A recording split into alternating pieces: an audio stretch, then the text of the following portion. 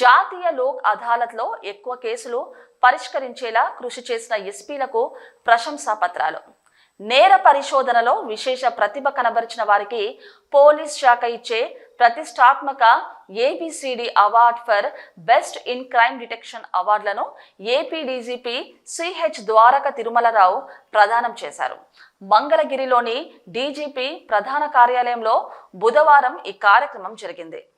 రాష్ట్ర వ్యాప్తంగా జూలై నుంచి సెప్టెంబర్ 2024 మూడవ త్రైమాసానికి గాను ఉత్తమ ప్రతిభ కనబర్చిన కేసుల పూర్వపరాలను, కేసుల పరిష్కారంలో వినియోగించిన సాంకేతిక పద్ధతులను, వినూత్న విధానాలను పూర్తిగా పరిశీలించిన CID audition DGP Ravishankar INR 4 ఉత్తమ కేసులను ఎంపిక చేశారు.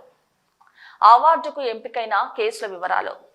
చిత్తూరు జిల్లా ఏఎస్పీ శ్రీ విఎన్ మణికంఠ చందోలు నేతృత్వంలోని టీం జిల్లా పరిధిలో గుడిపాల ఏటీఎం సుమారు 26 లక్షల దొంగతనం చేసిన కేసును సాంకేతికత సహాయంతో త్వరగతిన ఛేదించినందుకు గాను ఉత్తమ బహుమతి అందజేయడం జరిగింది.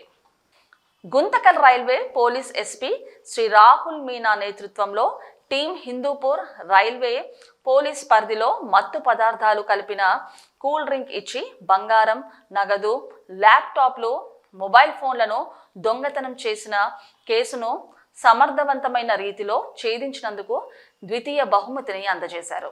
కర్నూలు జిల్లా ఎస్పీ శ్రీ బిందు మాధవ్ నేతృత్వంలోని టీం జిల్లా పరిధిలోని అస్పారి మండల పరిధిలో జరిగిన హత్య కేసును చాకచక్యంగా ఛేదించినందుకు గాను తృతీయ బహుమతిని అందజేశారు.